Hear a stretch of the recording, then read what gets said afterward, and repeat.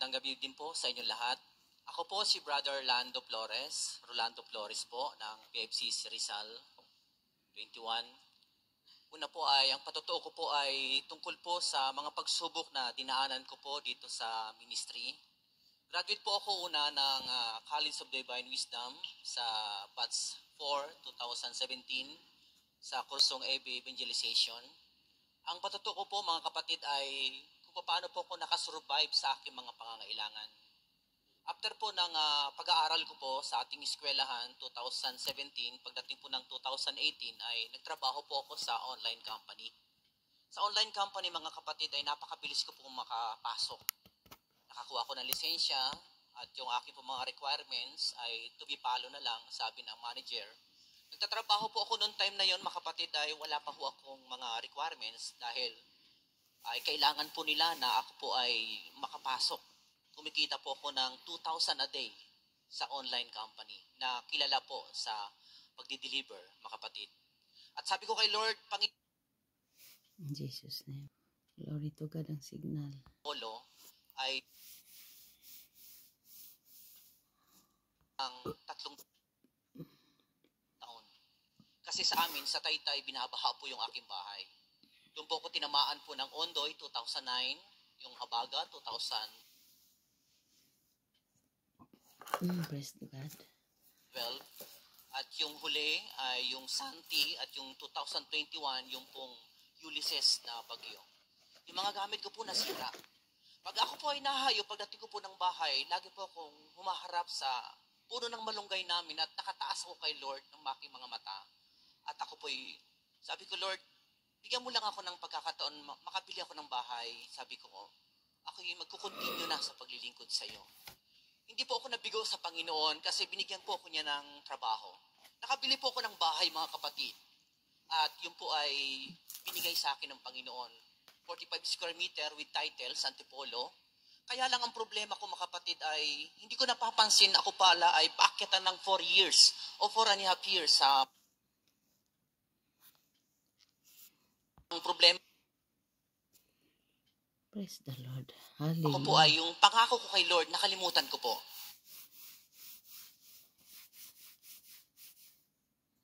Nung motor lumusot po, nabangga po ako, baligtad yung aking sasakyan.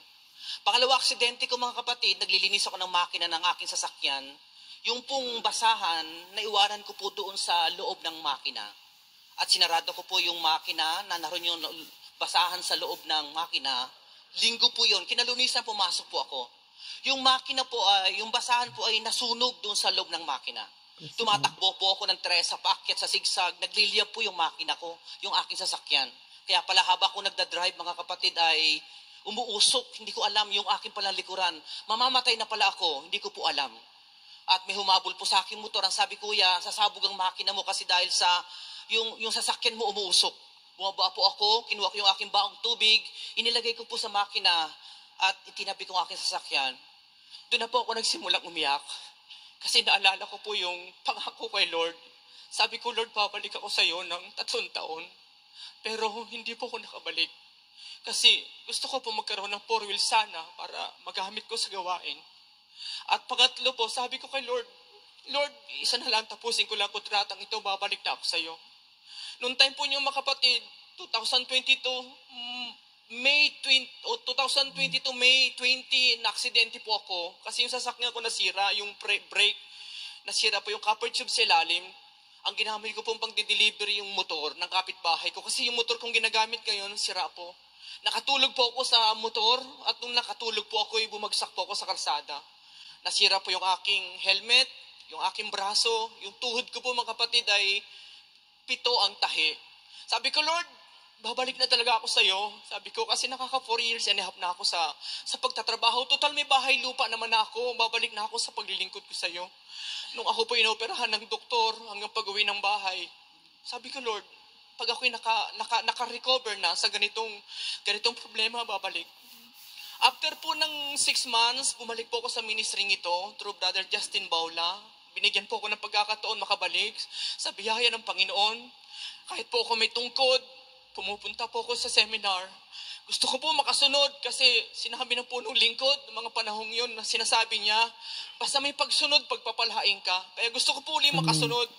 Sa biyaya po ng Panginoon, mga kapatid, naka-survive ako. Ngayon po, malakas po ako, mga kapatid. Salamat po kay Lord. Nakabalik po ako sa paglilingkod sa Panginoon. To God be the glory, mga kapatid. Salamat sa Diyos. Hindi po niya ako pinabayaan. Amen. Amen. Thank you, God. Purihin ang Panginoon. Amen. Sister Belen Bilarde, pinagpalang gabi din po kay Kong Michael Bilarde, ang ating Assistant Servant Leader, at kay Brother Rene Bilarde and Sister Sherry Yambao and family. Magandang gabi po sa inyong lahat. Ako po pala si Brother Joel Hernali, Lamb Preacher, at ako po ay College of Divine Wisdom graduate year 2016, batch 3. Sa aking paglilingkod at pinagsabay ko rin po ang pag-aaral habang po ako ay nag-outreach, malaki po ang kumbaga challenge sa buhay paglilingkod at sa pag-aaral kasi yung time management, financial na pangangailangan.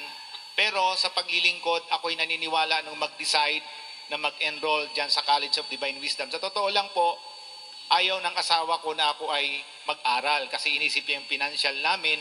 At saka nag-uupa kami kasi tumira po kami sa Puerto Rico, 8 years. Hindi po yun sa abroad ha. Dito lang po yan sa Tramo San Dionisio, Parañaque. Puerto Rico Street, matagal po kami dyan. Pero nung kami po ay nag-aaral, ang sabi ko sa asawa ko, tandaan mo, nung magdesisyon ako maglingkod, sabi ng Diyos, di niya ako pababayaan. Amen. Amen. Although po ang inyong lingkod na si Brother Joel Hernali ay hindi rin po exempted sa mga pagsubok. Minsan, nagkukulang din. Pero doon ko nakikita ang kapangyarihan at presensya ng Diyos na kumikilos sa mga taong sumusunod at naglilingkod sa Kanya at may pagtitiwalang hindi siya talaga pababayaan ng Diyos. Naalala ko noon, nag-outreach ako sa Pampanga area kasi NCR pa noon ang aming outreach at the time. Magbabayad kami ng upa namin ng boarding house, tapos mag-i-exam kami dyan sa College of Divine Wisdom, may mga libro na kailangang bilhin. Alam nyo po, sabi ko, Lord, papunta ako ng Hayo, maglilingkod ako sa iyo, uunahin kita. Alam ko, ipoprovide nyo po ang aming pangangailangan. Alam nyo po, sumakay ako ng LRT, pagbaba ko ng Balintawa, kasi dyan ang sakaya namin during the time. Sa paglalakad-lakad ko ay may napansin po akong pera. No? Sabi ko, Lord, ito ba ay biyaya mo o baka mayroong may-ari? Kaya dandahan ko po siyang tayo kong dinampot. At sekreto kong nilagay sa bulsa ng likuran ko. So ngayon, sabi ko, kung meron talaga nawalan, may maghahanap. Kung sabihin ko naman na sinong may-ari nito, baka yung lahat ng tao doon, sabi na silang may-ari, mag-abono ako. Kaya sabi ko, Lord, ito talaga ay para sa akin. Kaya nakabayad ako ng boarding house sa pangangailangan sa school at doon ko nakikita talaga tapat ang Diyos sa kanyang mga lingkod. Nagtunay na naglilingkod sa kanya at hindi niya pababayaan. Kaya nakagraduate po ako kahit maraming pagsubok. Dati naungupahan po kami. Ngayon po may sarili na kaming bahay at napunta po kami sa General Trias, Cavite. Dati naglalakad lang po ako dito, papunta ng school galing dyan San Dionisio. Ngayon po, binigyan ako ng motorcycle ni Lord para pang service ko pag uma-outreach at umuwi tuwing may gawain dito sa Ambel. Kasi Lunes, Tuesday at saka Saturday at saka nag-duty pa kami sa Faith Mountain o iba pang mga duty, talagang God will provide. Hindi talaga pinababayaan ang kanyang lingkod. Amen. Kaya sa Diyos ang papuri at pagsapat pagluwalhati para lang kay Yahweh El Shaddai. Praise the Lord. Thanks be to God. Bring the glory. Amen. Servant Leader, Brother Michael Bilardi, at kay Brother Dr. Bilardi, kay Congressman Rene Bilardi at kay Sister Cyril at sa buong pamilya ng El Shaddai Bilardi. At sa inyo po mga kapatid, brothers and sisters, ako din pala si Brother June o Dionisio Giritan. Ang patotoo ko lang po ay patungkol po sa aking pag-aaral dito sa CDW taong 2019. medyo may kahirapan para sa akin dahil medyo may edad na. At saka noong taon na yon, kasagsagan din ng pandemic ng mga 2020. Kaya talagang mahirap para sa akin at challenge talaga dahil yung klase namin tuloy-tuloy at sa panibagong pamamaraan ng pag-aaral dahil yun ay naka-online at ako naman ay hirap din sa pag-operate ng mga gadget. At almost 3 years at nasanay din naman hanggang sa nakagraduate noong last year 2023, mga teen batch yata kami doon.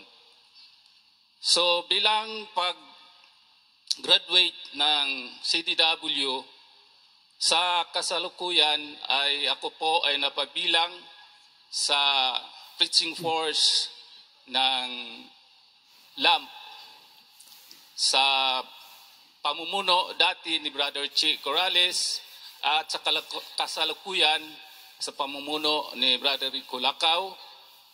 At salamat sa PFCC LAMP kay Brother Che at kay Brother Rico at siyempre sa ating Yahweh El Shaddai na nabigyan ng pagkakataon ka nga ay makapaghayag ng mabuting balita.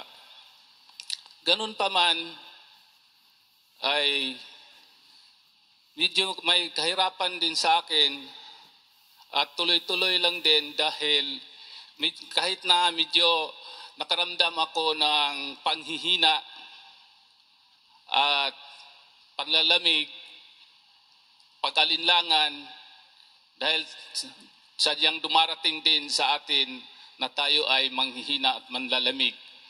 Pero sabi ko sa sarili ko, wag ko nang bigyan ng pansin,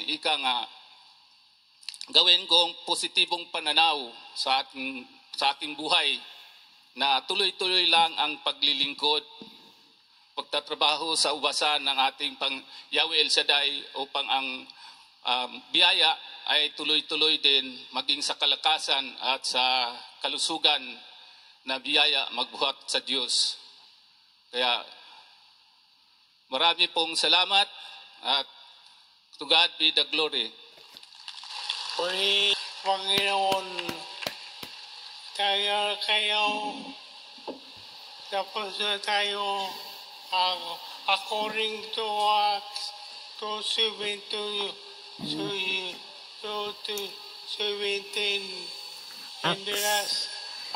in the last day, God says, I will pour out my spirit. In Jesus' name, thank you, Lord. Pour out your spirit to us, Lord. Pour out your spirit to us, Lord. Pour out your Holy Spirit to us, O Lord God, in Jesus' name. Bigyan mo po sa aming banal ng Espiritu, Panginoong Diyos. Salamat po sa Diyos. Thank you.